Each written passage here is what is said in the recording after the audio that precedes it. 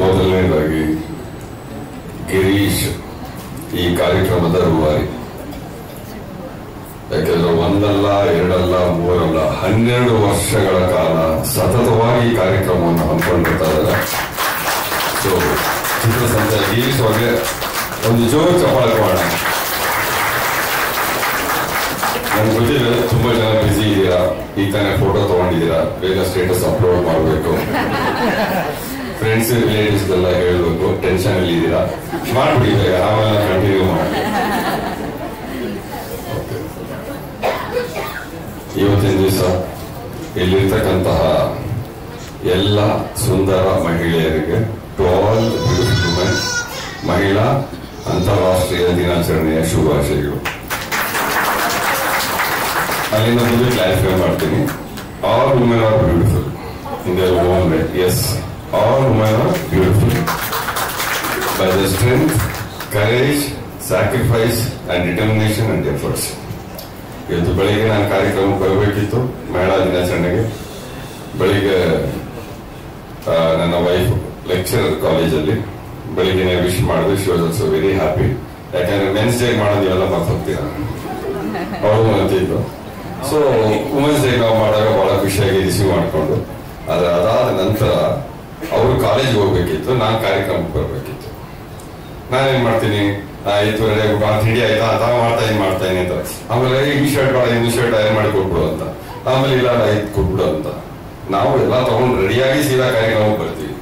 ಅವರು ಮನೆಯಲ್ಲೆಲ್ಲ ಕೆಲಸ ಮಾಡಿ ನಮಗೂ ರೆಡಿ ಆಗೋದಕ್ಕೆ ಸಪೋರ್ಟ್ ಮಾಡಿ, ಮತ್ತೆ ಅವರು ರೆಡಿಯಾಗಿ ಕಾಲೇಜ್ಗೆ ಹೋಗ್ತಾರೆ.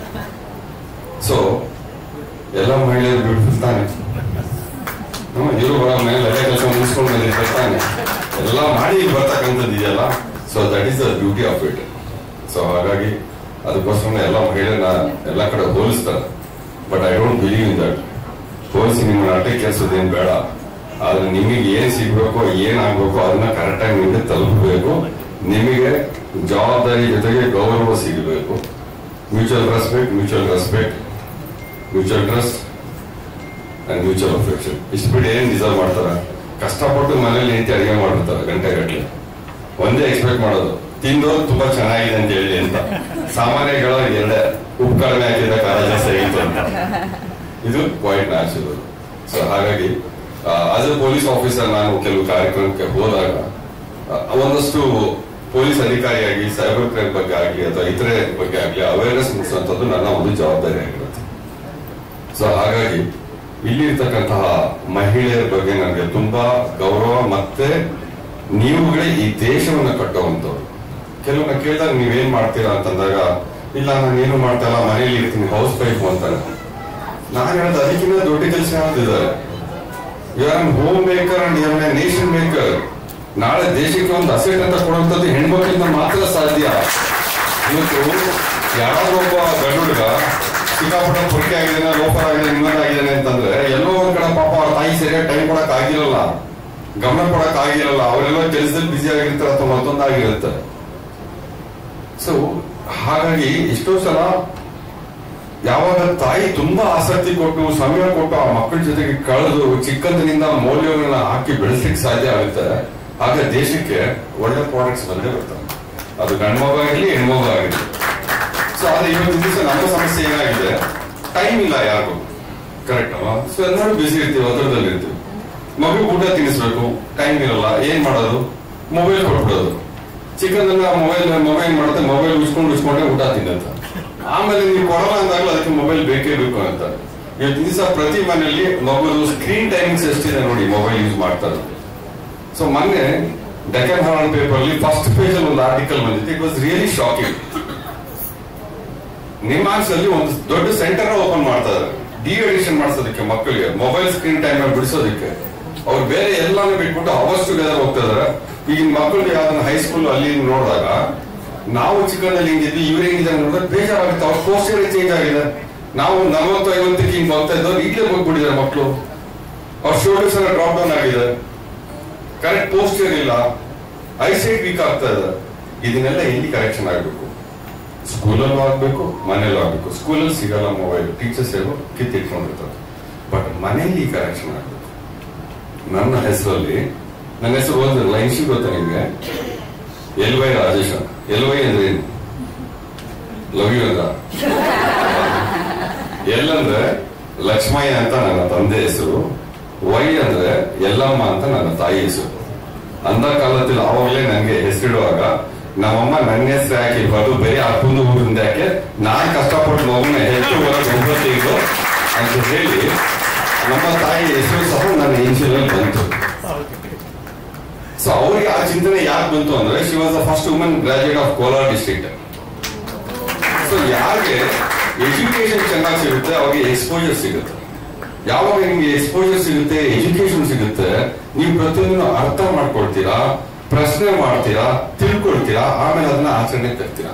ಸೊ ಎಜುಕೇಶನ್ ತುಂಬಾ ಇಂಪಾರ್ಟೆಂಟ್. ವುಮನ್ ಎಂಪವರ್ಮೆಂಟ್ ಅಂದ್ರೆ ಬೇರೆ ಏನಿಲ್ಲ, ಏನೋ ಅಧಿಕಾರ ಬಂದು ನಾನೆಲ್ಲ ಹೋಗ್ಬೇಕು ಅಂತಲ್ಲ. ನಿಮ್ಗೆ ಸಿಗಬೇಕಾದಂತ ಎಜುಕೇಶನ್ ಕರೆಕ್ಟ್ ಆಗಿ ಸಿಗ್ಬೇಕು, ಅರ್ಥ ಮಾಡ್ಕೋಬೇಕು, ಪ್ರಶ್ನೆ ಮಾಡ್ಬೇಕು. ಮಕ್ಕಳಿಗೆ ಅದನ್ನ ಹೇಳ್ಕೊಡಿ. ಯಾವುದೇ ಒಂದನ್ನ ಸುಮ್ಮನೆ ಗೂಗಲ್ ತರ ಫಾಲೋ ಮಾಡಬೇಡಿ, ಬಂದಿದ್ದು ವಾಟ್ಸ್ಆಪ್ ಅಲ್ಲಿ ಫಾರ್ವರ್ಡ್ ಮಾಡಬೇಡಿ. ರೀಸನಿಂಗ್ ಕೆಪಾಸಿಟಿ ಬೆಳೆಸ್ಕೊಳ್ಳಿ. ಇವ್ರ ಯಜಮಾನ್ ಅದೇ ಹೇಳೋದು ಎಲ್ಲಾ ಕಡೆ, ಆದ್ರೆ ಜನ ಅಲ್ಲಿ ಕ್ಲಾಪ್ ಹೊಡೆದ್ರೆ ಮತ್ತೆ ಫಾಲೋ ಮಾಡಲ್ಲ. ಅದೇ ಪ್ರಾಬ್ಲಮ್. ಆಫೀಸರ್ ಹೇಳ್ತಾರೆ, ಇದನ್ನೇ ಹೇಳ್ತಾರೆ. ನಾನ್ ನೋಡಿದೆ, ಆಗ್ಲೇ ಒಬ್ರು ಬಂದ್ರು, ಗುರುಜಿಗೆ ದಯವಿಟ್ಟು ನಮಸ್ಕಾರ ಮಾಡ್ಕೊಂಡು ಅವ್ರಿಗೆ ಗೌರವ ಆಯ್ತು.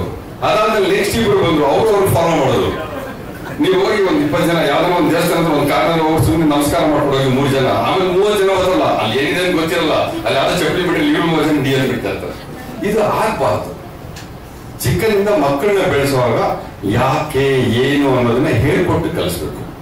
ಉಗುರು ಕಟ್ ಮಾಡಬಾರ್ದು ಅಂತಾರೆ. ಯಾಕೆ ಉಗುರು ಕಟ್ ಮಾಡಬಾರ್ದು? ಉಗುರು ಕಟ್ ಮಾಡಿದ್ರೆ ಊಟದಲ್ಲಿ ಸೇರ್ಕೊಂಡು ಹೊಟ್ಟೆ ನೋವು ಬರುತ್ತೆ ಅಂತ, ಅದಲ್ಲ ದರಿದ್ರ ಮುಚ್ಕೊಂಡು ಭಯ ಹೆದರಿಸೋದು, ಫಿಯರ್ ತುಂಬಿಸೋದು. ಈ ಭಯ ಮತ್ತೆ ಒಳ್ಳೇದಾಗುತ್ತೆ, ಇವೆರಡೇ ಬಂಡವಾಳ. ಇವೆರಡನ್ನ ನೀವು ಯಾಕೆ ಏನೋ ಪ್ರಶ್ನೆಗಳಿಂದ ಉತ್ತರವನ್ನು ಕಂಡುಕೊಳ್ಬೇಕು. ರೀಸನಿಂಗ್ ಎಬಿಲಿಟಿನ ಪ್ರತಿಯೊಬ್ಬ ಮಕ್ಕಳಲ್ಲಿ ಬೆಳೆಸಿ. ಗೌರ್ಮೆಂಟ್ ಏನೋ ಒಂದು ಆದೇಶ ಮಾಡ್ತು, ಯಾಕೆ ಹಿಂಗ್ ಮಾಡಿದ್ದಾರೆ, ಇದು ಕರೆಕ್ಟಾ ಅಲ್ವಾ, is it good or not ಅನ್ನೋದ್ರ ಬಗ್ಗೆ ಚರ್ಚೆಗಳಾಗಬೇಕು. ಸ್ಕೂಲ್ ಕಾಲೇಜಲ್ಲಿ ಆಗ್ಬೇಕು, ಮನೆಯಲ್ಲಾಗಬೇಕು. ಮನೆಯಲ್ಲಿ ಮಕ್ಕಳು ನ್ಯೂಸ್ ಪೇಪರ್ ಓದೋದನ್ನ ಅಭ್ಯಾಸ ಮಾಡಿಸ್ಬೇಕು. ಎಷ್ಟು ಜನ ಮನೇಲಿ ಮಕ್ಕಳು ನ್ಯೂಸ್ ಪೇಪರ್ ಓದ್ತಾರೆ? ಓದಲ್ಲ. ಯಾಕಂದ್ರೆ 90% ಅಪ್ಪ ಅಮ್ಮನಲ್ಲಿ ಕೂತಿರೋದು ಓದಲ್ಲ. ಒಂದು ಟ್ರೈನ್ ಅಲ್ಲಿ ಹೋಗ್ತಾ ಇದ್ರು. ಟ್ರೈನ್ ಅಲ್ಲಿ ಹೋಗ್ತಾ ಇದ್ರೆ ಅಲ್ಲಿ ದೀಪಕ್ ಅವ್ರ ಮಕ್ಕಳೆಲ್ಲ ಕೂಡಿಸ್ಕೊಂಡು ಆಟ ಆಡ್ತಾ ಇದ್ರು. ದೀಪಕ್ ಮಕ್ಕಳೆಲ್ಲ ಮೊಬೈಲ್ ತಗೊಂಡು ನೋಡ್ತಾ ಇದ್ರು. ಅಲ್ಲಿ ಆಫೀಸರ್ ಮತ್ತೆ ಪ್ರಿಯಾಂಕಾ ಮೇಡಮ್ ಹೋಗ್ತಾ ಇದ್ರು, ಅವ್ರ ಮಕ್ಕಳು ಮಾತ್ರ ಬುಕ್ ಇಟ್ಕೊಂಡು ಓದ್ತಾ ಇದ್ರು. ಇದೇನಿದು, ಎಲ್ಲರೂ ಮಕ್ಕಳು ಅಲ್ಲಿ ಇರೋ ಅಕ್ಕಪಕ್ಕ ಇರೋ ಎಲ್ಲ ಮಕ್ಕಳು ಮೊಬೈಲ್ ಅಲ್ಲಿ ಆಟ ಆಡ್ತಾ ಇದ್ರೆ, ಕೂಗಾಡ್ತಿದ್ರೆ, ಇವ್ರ ಮಕ್ಕಳು ಮಾತ್ರ ಬುಕ್ ಇಟ್ಕೊಂಡು ಹೆಂಗ್ ಓದ್ತಾ ಇದಾರೆ ಅಂತ ದೀಪಕ್ ಅವ್ರಿಗೆ ಡೌಟ್ ಬಂತು. ಹೋಗ್ಬಿಟ್ಟಿದ್ದು ಆಫೀಸರ್ ಹತ್ರ ಕೇಳ್ತಾರೆ, ಸರ್ ಎಲ್ಲಾ ಮಕ್ಳು ಹಿಂಗ ಮಾಡ್ತಾ ಇದಾರೆ, ನಿಮ್ ಮಕ್ಕಳು ಮಾತ್ರ ಓದ್ತಾ ಇದಾರೆ, ಹೆಂಗ್ ಸರ್ ಇದು ಸಾಧ್ಯ ಆಯ್ತು, ಏನ್ ಮಾಡಿದ್ರೆ ನೀವು ಮಕ್ಕಳಿಗೆ ಓದೋಂಗ್ ಮಾಡಕ್ಕೆ ಅಂತ. ಅದಕ್ಕೆ ಫಸ್ಟ್ ನನ್ ನೋಡುವಂತವ್ರು, ಯಾಕೆಂದ್ರೆ ನಾನು ಓದ್ತಾ ಇದ್ದೀನಿ, ಅದಕ್ಕೆ ನನ್ನ ಮಕ್ಕಳು ಓದ್ತಾ ಇದಾರೆ. ಮಕ್ಕಳು ಯಾವತ್ತೂ ನಾವು ಹೇಳಿದ ಹಾಗೆ ಮಾಡಲ್ಲ, ನಾವು ಏನ್ ಮಾಡ್ತೀವಿ ಅದನ್ನ ನೋಡಿ ನಾವು ಮಾಡಿದ ಹಾಗೆ ಮಾಡ್ತಾ ಇದ್ದೀವಿ. ಸೊ ಮನೇಲಿ ಅಪ್ಪ ಲೋಪನ ಬುಕ್ಕ ಕೊಡ್ರ ಅಂತಂದ್ರೆ ಮಗ ಇನ್ನೇನ್ ಮಾತಾಡ್ತಾನೆ, ನಾನು ಅವರೊಬ್ಬರ ಮನೆ ಕೆಟ್ಟಿದ್ ಮಾತಾಡ್ತಿದ್ದೆ, ಬೇವರ್ಸಿ ನನ್ನ ಮನೆ ಸ್ಕೂಲ್ ಬಂದು ಹೊಡಿತೀನಿ ಅಂದ್ರೆ ಅವ್ನು ಇನ್ನೇನ್ ಮಾತಾಡಬಹುದು ಅಲ್ವಾ? ಸೊ ಹಾಗಾಗಿ ಇದ್ರ ಬಗ್ಗೆ ಯಾಕೆ ನಾನು ಇಷ್ಟೊಂದು ಸ್ಟ್ರೆಸ್ ಮಾಡ್ತೇನೆ ಅಂದ್ರೆ, ಇವತ್ತು ಅಂತಾರಾಷ್ಟ್ರೀಯ ಮಹಿಳಾ ದಿನಾಚರಣೆ ಇದೆ. ಎಲ್ಲ ಮಹಿಳೆ ಇಲ್ಲಿ ಬಂದಿದ್ದೀರಾ, ನಿಮ್ಗೆ ಅಗಾಧವಾದಂತ ಶಕ್ತಿ ಇದೆ. ಮನೆಯಲ್ಲಿ ಮಕ್ಕಳ ಜೊತೆ ಕೂತ್ಕೊಂಡು ನೀವು ಒಂಚೂರು ಓದೋದನ್ನ ಅಭ್ಯಾಸ ಮಾಡ್ಕೊಂಡು ನೀವು ಕೂತ್ಕೊಳ್ಳಿ ಬುಕ್ ಇಟ್ಕೊಂಡು ಅವಾಗ ಮಕ್ಕಳು ಓದೋಕೆ ಶುರು ಮಾಡುತ್ತೆ. ಓದೋದ್ರ ಒಂದರಿಂದ ಸಿಗುವಂತ ಜ್ಞಾನ ಮತ್ತೆ ಯಾವುದ್ರಲ್ಲೂ ಸಿಗಲ್ಲ. There is no other alternative. Just reading that enhances. ಬರೀ ನಾಲೆಡ್ಜ್ ಮಾತ್ರ ಅಲ್ಲ, ಒಂದು ಕಾವ್ಯ ಆಗಿರ್ಬೋದು, ಸಾಹಿತ್ಯ, ಮತ್ತೆ ಕೆಲವು ಒಳ್ಳೆ ಸಿನಿಮಾಗಳು, ಮತ್ತೆ ಕೆಲವು ಒಳ್ಳೆ ನಾಟಕಗಳು, ಮತ್ತೆ ಕೆಲವು ಒಳ್ಳೆ ಯೂಟ್ಯೂಬ್ ಇಂಟರ್ವ್ಯೂಸ್, ಅದು ಕೂಡ ನಾಲೆಡ್ಜ್ ಕೊಡುತ್ತೆ. ಡಿಸ್ಕಷನ್ ಆಗ್ಬೇಕು, ಚರ್ಚೆ ಆಗ್ಬೇಕು. ಯಾರೊಬ್ಬ ಯಾವುದೋ ಒಂದು ವಿಚಾರದಲ್ಲಿ ಡಿಸ್ಕಸ್ ಮಾಡ್ತಾನೆ, ನೀವು ಬೇಕಾದ್ರೆ ರೆಕಾರ್ಡ್ ಮಾಡ್ತಾನೆ, ಅವ್ನು ಕೇಳ್ತೀನಿ. ಏನಾಗುತ್ತೆ ಅಂತಂದ್ರೆ, ಒಂದು ಪ್ರಾಬ್ಲಮ್ ಬಗ್ಗೆ ಯಾರಾದ್ರೂ ಒಂದು ಬಂದು ಹೇಳ್ತಾರೆ, ಸರ್ ಈ ತರ ಪ್ರಾಬ್ಲಮ್ ಇಂದ ಆಗ್ಬಿಟ್ಟಿದೆ, ಈ ತರ ಪ್ರಾಬ್ಲಮ್ ಈ ತರ ಇದೆ ಅಂತ ಹೇಳ್ತಾರೆ. ನಮ್ಮಲ್ಲಿ ಅದ್ರ ಬಗ್ಗೆ ಒಂದು ಪ್ಯಾನಲ್ ಡಿಸ್ಕಷನ್ ಕೂತ್ಕೊಳ್ತಾರೆ. ಪ್ಯಾನಲ್ ಡಿಸ್ಕಷನ್ ಕೂತ್ಕೊಂಡವರು ಆ ಪ್ರಾಬ್ಲಮ್ ಏನಾಯ್ತು ಅನ್ನೋದು ಮಾತಾಡಲ್ಲ, ಆ ಪ್ರಾಬ್ಲಮ್ ಬಗ್ಗೆ ಮಾತಾಡೋದನ್ನ ಯಾರು? ಅವನು ಈ ಪ್ರಾಬ್ಲಮ್ ಬಗ್ಗೆ ಮಾತಾಡಿದ, ಆ ಪ್ರಾಬ್ಲಮ್ ಬಗ್ಗೆ ಯಾರು ಮಾತಾಡಲಿಲ್ಲ? ಅವನು ಯಾವ ರಿಲಿಜನ್ ಸೇರಿತ್ತು, ಅವನು ಯಾವ್ದ್ರ ಬಗ್ಗೆ ಮಾತಾಡ್ತಾ ಇದ್ದಾನೆ, ಅದನ್ನ ಯಾಕೆ ಮಾತಾಡ್ದ? ಇವನ್ ಯಾರು ಮಾತಾಡಕ್ಕೆ, ಅವನ್ ಯಾರು ಕೇಳೋಕ್ಕೆ? ಸಮಸ್ಯೆ ಬಿಟ್ಬಿಟ್ರು. ಅನ್ಯಾಯ ಆಗಿರೋದು ಬಿಟ್ಬಿಟ್ರು, ಬೇರೆ ವಿಷಯ ಹತ್ರ ಮಾಡ್ಬಿಟ್ರು, ಅಟೆನ್ಷನ್ ಡೈವರ್ಷನ್, ಲೆಫ್ಟ್ ಇಂಡಿಕೇಟರ್ ಹಾಕ್ಬಿಟ್ಟು ರೈಟ್ ಹೋಗ್ಬಿಡೋದು. ಇದು ಎಲ್ಲಿವರೆಗೂ ಹೋಗುತ್ತೋ ಅಲ್ಲಿವರೆಗೂ ಯಾವುದೇ ಸಮಸ್ಯೆಗೆ ನಾವು ಪರಿಹಾರ ಕಂಡುಕೊಳ್ಳೋದಕ್ಕೆ ಸಾಧ್ಯ ಇಲ್ಲ. ಸಮಸ್ಯೆ ಅಂತ ಬಂದಾಗ ಆ ಸಮಸ್ಯೆ ಬಗ್ಗೆ ಚರ್ಚೆ ಆಗ್ಬೇಕು ಹೊರತು ಸಮಸ್ಯೆ ಯಾರು ಮಾತಾಡಿದ್ರು ಇನ್ನೊಂದು ಮಾತಾಡಿದ್ರು ಬಗ್ಗೆ ಕೇಳೋದಿಲ್ಲ. ಅದು ಹೇಗಿರುತ್ತೆ ಅಂದ್ರೆ, ಟ್ರಾಫಿಕ್ ಅಲ್ಲಿ ದೀಪಕ್ ಹೆಲ್ಮೆಟ್ ಇಲ್ದಿರ ಬರ್ತಾ ಇದ್ರೆ ದೀಪಕ್ ನಾನು ಇಟ್ಕೊಳ್ತೀನಿ, ಈತ ತಪ್ಪು ಮಾಡಿದ್ರೆ ಈತ ಹೆಲ್ಮೆಟ್ ಹಾಕಲಿ, ಈತ ಫೈನ್ ಕಟ್ಬೇಕು, ಅದ್ರ ಬಗ್ಗೆ ಮಾತಾಡಲ್ಲ. ಸರ್ ಪಕ್ಕದವರು ತ್ರಿಬಲ್ ರೈಡಿಂಗ್ ಹೋಗ್ತಾ ಇದ್ದ, ಅವ್ರು ಹಿಡಿಲಿಲ್ಲ, ನನ್ ಮಾತ್ರ ಹಿಡಿತೀರಾ ಅಂದ್ರೆ ಇಲ್ಲಿ ಟಾಪಿಕ್ ಡೈವರ್ಟ್ ಮಾಡ್ತಾರೆ, ಸಮಸ್ಯೆನ ತಿರುಗಿಸ್ತಾನೆ, ಆ ಸಮಸ್ಯೆ ಬಗ್ಗೆ ಮಾತಾಡ್ತಾರೆ. ಹೌದು ಅಲ್ವ? ಅದ್ ಏನ್ ಮಾಡ್ತಾರೆ, ಇಲ್ಲ ಅವನೇನೋ ಇರ್ಬೇಕು, ಅವನ್ ಹಿಂದೆ ಏನೋ ಇರ್ಬೇಕು. ಕಿಶೋರ್ ಅಂತ ನನ್ನ ಸ್ನೇಹಿತರು ಫಿಲ್ಮ್ ಹಾಕಿದ್ದಾರೆ, ಅವ್ರೇನೋ ಒಂದು ವಿಷಯ ಅಲ್ವೋ, ಹಂಗಿರ್ಬೇಕು ಹಿಂಗಿರ್ಬೇಕು, ಅದು ಅವನ್ ಏನ್ ವಿಷಯ ಹೇಳಿದಾನೆ ಆ ವಿಷಯ ಸರಿ ಅಲ್ವಾ, ಅದ್ರ ಬಗ್ಗೆ ಮಾತಾಡಿ. ಜನರಲ್ ಆಗಿ ಸರಿ ಇದ್ರೆ ಒಬ್ಬಳಿ, ತಪ್ಪಿದ್ರೆ ಬಿಡಿ. ಪ್ರತಿಯೊಬ್ಬ ಇಂಡಿವಿಜುವಲ್ ಅವರವರ ಅಭಿಪ್ರಾಯನ ವ್ಯಕ್ತಪಡಿಸುವಂತ ಹಕ್ಕು ಈ ದೇಶದ ಪ್ರತಿಯೊಬ್ಬರಿಗೂ ಇದೆ. ಅವನ ಅಭಿಪ್ರಾಯ ಹೇಳಿದಾನೆ, ಅವನ ಅಭಿಪ್ರಾಯ ನಿಮ್ಮ ಅಭಿಪ್ರಾಯ ಆಗ್ಬೇಕು ಅಂತಿಲ್ಲ, ಆದ್ರೆ ನೀನು ಅಭಿಪ್ರಾಯ ಹೇಳಂಗಿಲ್ಲ ಅಂದ್ರೆ ಅದು ತಪ್ಪಾಗತ್ತೆ. ಅಥವಾ ಯಾವುದೋ ಒಂದು ಸಮಸ್ಯೆಗಳ ಬಗ್ಗೆ ಅಲ್ಲಿವರೆಗೂ ಚರ್ಚೆ ಆಗಲ್ಲ, ಅಲ್ಲಿವರೆಗೂ ಪ್ರೋಗ್ರೆಸ್ ಆಗಲ್ಲ. ಇದನ್ನೆಲ್ಲ ಮಕ್ಕಳಿಗೆ ಚಿಕ್ಕನಿಂದ ಹೇಳಿ ಬೆಳೆಸಿ, ಪ್ರಶ್ನೆ ಕೇಳುವಂಥದನ್ನ, ಪ್ರಶ್ನೆಯಿಂದ ಉತ್ತರವನ್ನು ಕಂಡುಕೊಳ್ಳುವಂಥದನ್ನ ಕಲಿಸ್ಕೊಡಿ. ಏನೇ ಬಂದ್ರೆ ಸುಮ್ಮನೆ ಫಾರ್ವರ್ಡ್ ಮಾಡೋಣ ಅಂತ ಹೇಳಿ. Coming to the last point, ಜಾಸ್ತಿ ಗೊತ್ತಂತ ಇನ್ನೇನು ಪೊಲೀಸ್ ಹೋಗ್ತೀನಿ ಏನಕ್ಕೆ ಸಾಧ್ಯ. ಲಾಸ್ಟ್ ಇನ್ನೊಂದು 3 minutes ಮುಗಿಸ್ತೀನಿ. ಎಸ್ಪೆಷಲಿ ಹೆಣ್ಮಕ್ಳು ಇರ್ತೀರಾ, ತುಂಬಾ ಬೇಗ ಸೈಬರ್ ಕ್ರೈಮ್ ಫ್ರಾಡ್ ಮಾಡೋರು ನಿಮ್ಮನ್ನ ಡ್ರಾಪ್ ಮಾಡ್ತಾರೆ. ಇವತ್ತೆಲ್ಲ ನೀವು ಫೋಟೋ ಹಾಕೊಂಡು ಎಲ್ಲ ಮಾಡಿರ್ತೀರಾ, ನಿಮ್ದೆಲ್ಲ ಕಡೆ ಮಾರ್ಕೆಟಿಂಗ್ ಆಗಲಿ ಅಂತ ಫೋನ್ ನಂಬರ್ ಎಲ್ಲ ಹಾಕಿರ್ತೀರಾ, ಅವ್ರು ನಿಮ್ಗೆ ಗೊತ್ತಿರೋರೇನೋ ಅನ್ನೋ ರೀತಿ ನಿಮ್ ಹೆಸರು ಹಿಡಿದು ಎಲ್ಲ ನಿಮ್ಗೆ ಮಾತಾಡಕ್ ಶುರು ಮಾಡ್ಕೊಂಡು ಸುಮಾರು ಕಡೆ ಬೇರೆ ಬೇರೆ ರೀತಿಯಲ್ಲಿ ನಿಮ್ದು ಬಿಸ್ನೆಸ್ ಎಕ್ಸ್ಪಾಂಡ್ ಮಾಡಿ ಕೊಡ್ತೀವಿ ಅಂತ ಮಾಡ್ತಾರೆ.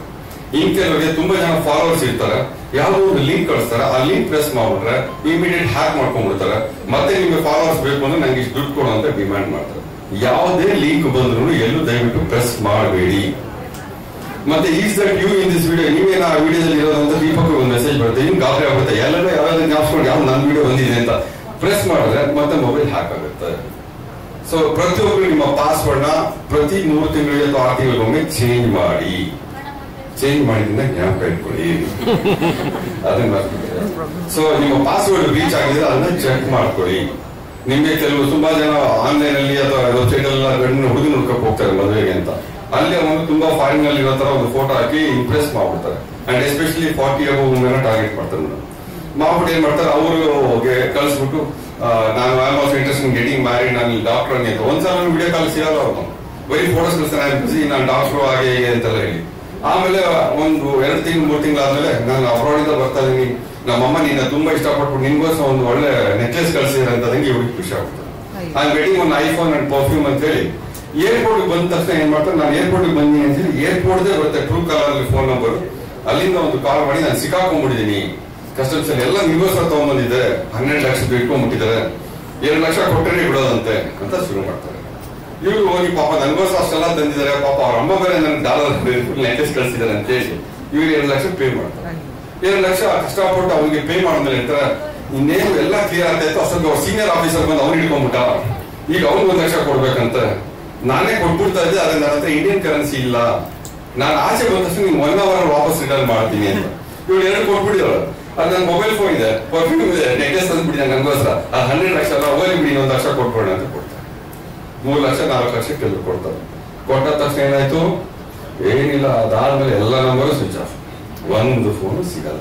ಈ ತರ ಹೆಣ್ಮಕ್ಳು ಕಳ್ಕೊಂಡಿರ್ತಕ್ಕಂಥದ್ದು, ಹತ್ಕೊಂಡು ಸ್ಟೇಷನ್ ಬರ್ತಕ್ಕಂಥದ್ದು ಒಂದಲ್ಲ ಎರಡಲ್ಲ 25 ಲಕ್ಷ 30 ಲಕ್ಷ 40 ಲಕ್ಷ. ಇನ್ನು ಕೆಲವರಂತೂ ನಿಮ್ಮನ್ನ ನಾವು ಅರೆಸ್ಟ್ ಮಾಡಿದೀವಿ, ನಿಮ್ ಫೋನ್ ನಂಬರ್ ಯೂಸ್ ಆಗ್ಬಿಟ್ಟಿದೆ ಬೇರೆ ಕಡೆ ಅಂತ ಹೇಳಿ ಹೆದರ್ಸಿ, ಎಸ್ಪೆಷಲಿ ಯಾರೆಲ್ಲ ಈ ತರ ವುಮನ್ ಆಂಟರ್ಪ್ರಿನರ್ಸ್ ಮತ್ತೊಬ್ಬರು ದುಡ್ಡಿರೋರ್ನ ಬೇರೆಯವ್ರನ್ನ ಟಾರ್ಗೆಟ್ ಮಾಡೋದು. ಯಾಕಂದ್ರೆ ನಿಮ್ದೆಲ್ಲ ಡಾಟಾ ಸೇಲ್ ಆಗಿರುತ್ತೆ, ಎಲ್ಲ ಕಡೆ ನಿಮ್ ಹೆಸರು ಫೋನ್ ನಂಬರ್ ಬರ್ದು ಬರ್ತಾ ಇರ್ತೀರ. ಒಂದ್ ಸ್ಯಾರಿ ತಗೊಳ್ತೀರ, ನೆಕ್ಸ್ಟ್ ನಿಮ್ಗೆ ಪಾಯಿಂಟ್ಸ್ ಬರುತ್ತೆ, ನಿಮ್ಗೆ ಕಡಿಮೆ ಮಾಡ್ತೀನಿ ಅಂತ ತಕ್ಷಣ ನಿಮ್ಗೆ ಹೆಸರು ಫೋನ್ ನಂಬರ್ ಅಡ್ರೆಸ್ ಎಲ್ಲ ಕೊಟ್ಬಿಟ್ಟಿರ್ತೀರ, ಗಿಫ್ಟ್ ಬರುತ್ತೆ. ಆ ಡಾಟಾ ಏನ್ ಮಾಡ್ತಾರೆ, ಅದು ಸೇಲ್ ಆಗ್ತಾ ಇರುತ್ತೆ, ಅದನ್ನ ಇಟ್ಕೊಂಡು ಫ್ರಾಡ್ ಯೂಸ್ ಮಾಡ್ತಾರೆ. ದಯವಿಟ್ಟು ನಿಮ್ಮ ಎಲ್ಲೂ ಪರ್ಸನಲ್ ಡೀಟೇಲ್ಸ್ ಶೇರ್ ಮಾಡಬೇಡಿ. ಸ್ಟೇಟಸ್ ಅಲ್ಲಿ ಮತ್ತೊಂದ್ ಕಡೆ ಹಾಕುವಾಗ ಯಾವ್ದು ಹಾಕ್ಬೇಕು ಯಾವ್ದು ಹಾಕ್ಬೋದು ಯೋಚನೆ ಮಾಡಿ ಹಾಕಿ. ಎಷ್ಟು ಲೈಕ್ ಬರುತ್ತೆ ತಲೆ ಕೆಡಿಸ್ಕೋಬೇಡಿ. ನನ್ನ ಕಸಿನ್ ಅವ್ರಿಗೆ 85 ಲೈಕ್ ಬಂದಿದ್ದು, ನಂಗೆ 25 ಲೈಕ್ ಬಂದಿದ್ದು, ತಲೆ ಕೆಡಿಸ್ಕೊಳಕ್ ಹೋಗ್ಬೇಡಿ. You are not living for sake of others like. ನಿಮ್ಮ ಲೈಫ್ ನ ನಿಮ್ಮ ಮೂಮೆಂಟ್ ನ ನೀವು ಎಂಜಾಯ್ ಮಾಡಿ. ಯಾರೊಬ್ಬರು ಯಾರೋ ಇಷ್ಟಪಡಲಿ ಅಂತ ನಾವು ರೂಲ್ಸ್ ಹಾಕೊಂಡು ಬದುಕಕ್ಕಾಗಲ್ಲ. ನಮ್ಮ ರೂಲ್ಸ್ ನಾವು ಬದುಕಬೇಕು. ಅವ್ರಿಗೆ ಹೆಂಗ್ ಸರಿ ಅನ್ಸುತ್ತೋ ದಿನೇಶ್ ಅವ್ರು ಹಂಗ್ ಬದುಕ್ತಾರೆ, ನನ್ಗೆ ಹೆಂಗ್ ಸರಿ ಅನ್ಸುತ್ತೋ ನಾನು ಹಂಗ್ ಬದುಕ್ತೀನಿ. ವಿ ಶುಡ್ ಲೀವ್ ಬಟ್ ಒಟ್ಟಾರೆ ಏನ್ ಬಾಟಮ್ ಲೈನ್ ಎಲ್ಲರಿಗೂ ಒಳ್ಳೇದು ಮಾಡ್ಬೇಕು, ನಾವು ಚೆನ್ನಾಗಿರ್ಬೇಕು, ಸರ್ವೇ ಜನ ಸುಖಿನೋ ಭವಂತು. ಅಷ್ಟೇ ಅಲ್ವಾ, ಅದ್ ಬಿಟ್ರೆ ಬೇರೆ ಏನಿಲ್ಲ. ಸೊ ದಯವಿಟ್ಟು ಕೇರ್ಫುಲ್ ಆಗಿರಿ. ಸೈಬರ್ ಕ್ರೈಮ್ ಅಲ್ಲಿ ತುಂಬಾ ಫ್ರಾಡ್ ಆಗೋದು, especially Bangalore in the entire country. ಪ್ರತಿದಿನ ಮಿನಿಮಮ್ ಅಂದ್ರೆ 25-30 ಲಕ್ಷ ಹೋಗ್ತಾ ಇದೆ. ನೀವು ಕೇಳುವುದಂಗ ನೀವು ಪೊಲೀಸರು ಹಿಡಿತಾ ಇಲ್ಲ ಅಂತ, ಹಿಡಿತಾ ಇದೀವಿ. ಒಂದ್ ದಿವಸಕ್ಕೆ ಒಬ್ಬ ಕಂಡು ಪ್ರತಿದಿನ 100 ಕಳೆದು ಬಿಡ್ತಾ ಇದ್ದಾರೆ. ಈ ತರ ಮಾಡೋದು ಬಿಡ್ತಾ ಇದ್ದಾರೆ. ಯಾರನ್ನ ಟಾರ್ಗೆಟ್ ಮಾಡ್ತೀರಾ? ಎಸ್ಪೆಷಲಿ ನಾರ್ತ್ ಇಂಡಿಯಾ ಯಾವ್ಯಾವ್ದು ಮೂಲೆಯಲ್ಲಿ ಕೂತಿರ್ತಾರೆ, ಸಿಮ್ ಕಾರ್ಡ್ಸ್ ಯೂಸ್ ಮಾಡಲ್ಲ, ಮೊಬೈಲ್ ಯೂಸ್ ಮಾಡಲ್ಲ, ವೈಫೈಗೂ ಕನೆಕ್ಟ್ ಆಗ್ತಾರೆ, ನಾವು ಟ್ರ್ಯಾಕ್ ಮಾಡಕ್ಕೆ ಆಗಲ್ಲ. ಅದರಿಂದ always crime prevention is better than curing. ಕಾಯಿಲೆ ಬಂದ್ಮೇಲೆ ಓದಾಡೋದಕ್ಕಿಂತ ಮೊದಲೇ ಬರೆದರೆ ನೀನ್ ನೋಡ್ಕೋಬೇಕು, ಅದು ಎಚ್ಚೆತ್ಕೋಬೇಕು. ಮನೇಲಿ ನಿಮ್ಗೆ ಹೆಣ್ಮಕ್ಳು ಇರ್ತಾರೆ, ಚಿಕ್ಕ ಹುಡುಗಿಯರು ಇರ್ತಾರೆ, ಅವಾಗೆಲ್ಲ ಹೇಳ್ಕೊಡಿ. ಗೊತ್ತಿಲ್ಲದೆ ಇರೋರ್ನ ಫ್ರೆಂಡ್ಸ್ ಮಾಡ್ಕೋಬಾರ್ದು. ಸೋಷಿಯಲ್ ಮೀಡಿಯಾದಲ್ಲಿ ಪ್ರೊಫೈಲ್ ನ ಲಾಕ್ ಮಾಡ್ಕೋಬೇಕು. ಎಷ್ಟೋ ಜನ ಗೊತ್ತಿದ್ದೀರಾ, ಫ್ರೆಂಡ್ಸ್ ಜೊತೆ ಮೂವ್ ಆಗ್ತಾ ಇರ್ತಾರೆ, ವಿಡಿಯೋ ಕಾಲ್ ಮತ್ತೊಂದ್ ಕಡೆ ನ್ಯೂಡಿಟಿ ಆಗಿರತಕ್ಕಂಥ ಫೋಟೋಸ್ ನ ತಗೊಂಡು ಆ ಮಕ್ಕಳಿಗೆ ಹೆದರ್ಸಿದಾರೆ. ಆ ಮಕ್ಕಳು ಬಂದು ಅಪ್ಪ ಅಮ್ಮ ಹತ್ರನೂ ಹೇಳಕ್ಕಾಗಲ್ಲ, ಭಯ. ಟೀಚರ್ಸ್ ಹತ್ರನೂ ಹೇಳಕ್ಕಾಗಲ್ಲ, ಫ್ರೆಂಡ್ಸ್ ಹತ್ರ ಹೋದ್ರೆ ಮರ್ಯಾದೆ ಹೋಗುತ್ತೆ ಅಂತ. ಕೆಲವರು ಗೊತ್ತಿದ್ರೆ ಸೂಸೈಡ್ ಅಟೆಂಪ್ಟ್ ಇನ್ನೊಂದು ಮಾಡಕ್ ಹೋದಾಗ ಆಗ ಅಪ್ಪ ಅಮ್ಮನ ಗೊತ್ತಾಗಿ ಹತ್ಕೊಂಡು ಬರ್ತಾರೆ, ಹಿಂಗಾಗಿದೆ ಅಂತ. ಏನೂ ಆಗಲ್ಲ. ಆ ತರದ್ ಏನಾದ್ರು ಇಮಿಡಿಯೇಟ್ ಹೋಗಿ ಸ್ಟೇಷನ್ ಕಂಪ್ಲೇಂಟ್ ಕೊಡ್ಲಿ. CEN ಅಂತ ಸೈಬರ್ ಕ್ರೈಮ್ ಬಗ್ಗೆ ಬೆಂಗಳೂರಲ್ಲಿ ಒಟ್ಟು 8 ಪೊಲೀಸ್ ಸ್ಟೇಷನ್ ಇದೆ. ಯಾವ ಪೊಲೀಸ್ ಸ್ಟೇಷನ್ ಬೇಕಾದ್ರೂ ಕೊಡ್ಬೋದು, ಬಟ್ ಎಸ್ಪೆಷಲಿ ಇದು 8 police station for cyber crime and frauds. ಇಂಥ ಕಡೆ ಹೋಗಿ ಧೈರ್ಯವಾಗಿ ಕಂಪ್ಲೇಂಟ್ ಕೊಟ್ಟು ಅವ್ರನ್ನ ಎತ್ತಾಕೊಂಡು ಬಂದು ಎಲ್ಲಾದ್ರೂ ಡಿಲೀಟ್ ಮಾಡಿಸ್ತಾರೆ, ಅವ್ರ ಮೇಲೆ ಕೇಸ್ ಮಾಡ್ತಾರೆ. ಮತ್ತೆ ಕಂಪ್ಲೇಂಟ್ ಕೊಟ್ಟೋರ್ ಬಗ್ಗೆ ಎಲ್ಲೂ ಯಾವ ಪೇಪರ್ ಆಗಿ ಮೀಡಿಯಾದಲ್ಲಾಗಲಿ ಬರೋದಿಲ್ಲ. ಯಾರಿಗೆ ಹೆದರ್ಕೋಬೇಕಾದ್ರೆ ಅದೆಲ್ಲ ಕಾನ್ಫಿಡೆನ್ಷಿಯಲ್ ಆಗಿರುತ್ತೆ. ಈ ಧೈರ್ಯವನ್ನ ಕೊಡಿ. ತಪ್ಪು ಒಂದ್ಸಲ ಗೊತ್ತಿದ್ದ ಆಗ್ಬಿಡುತ್ತೆ, ಆದ್ರೆ ಗೊತ್ತಿದ್ದ ಅಂತ ತಪ್ಪಿಗೆ ಹೆದರ್ಕೊಳ್ಳೋದು ಬೇಡ. ಅವಾಗ ನಾವಿದೀವಿ ಅನ್ನೋ ಧೈರ್ಯನ ಅಪ್ಪ ಅಮ್ಮ ಕೊಡ್ಬೇಕು ಹೊರತು ನೀನ್ ಯಾಕೆ ಹಿಂಗ್ ಮಾಡಿದೆ ಅಂತ ಬೈದ್ರೆ ಇನ್ನ ಕೂಗೋಗಿದ್ದಾರೆ, ಆಗೋಗಿದ್ದಾರೆ. You cannot undo it. ಅಷ್ಟು ಮಾಡಿ ಮತ್ತೆ ಮತ್ತೊಮ್ಮೆ ಮಹಿಳಾ ದಿನಾಚರಣೆಯ ಶುಭಾಶಯನ ತಮ್ಗೆಲ್ಲ ಕೋರ್ತಾ ಇಂತಹ ಒಂದು ಸುಂದರವಾದ ಕಾರ್ಯಕ್ರಮ ಮಾಡತಕ್ಕಂಥ ಗಿರೀಶ್ ಅವ್ರಿಗೆ ಭಗವಂತ ಇನ್ನಷ್ಟು ಶಕ್ತಿ ಕೊಡ್ಲಿ. ಮತ್ತೆ ಅವರ ಎಂಟೈರ್ ಟೀಮ್ ಅವ್ರು ಯಾರಿದ್ದಾರೆ ಅವ್ರ ಜೊತೆ ಎಲ್ಲರಿಗೂ ತುಂಬಾ ಸ್ಟ್ರೆಂತ್ ಕೊಟ್ಟು ಇದು 25 ಇನ್ನ 75 ವರ್ಷಗಳು ಸತತವಾಗಿ ಮುಂದುವರಿಲಿ, ಇನ್ನು ದೊಡ್ಡದಾಗಿ ಬೆಳೀಲಿ ಅಂತ ಆಶಿಸ್ತಾ ನನ್ನ ಮಾತು ಮುಗಿಸ್ತೀನಿ. ನಮಸ್ಕಾರ.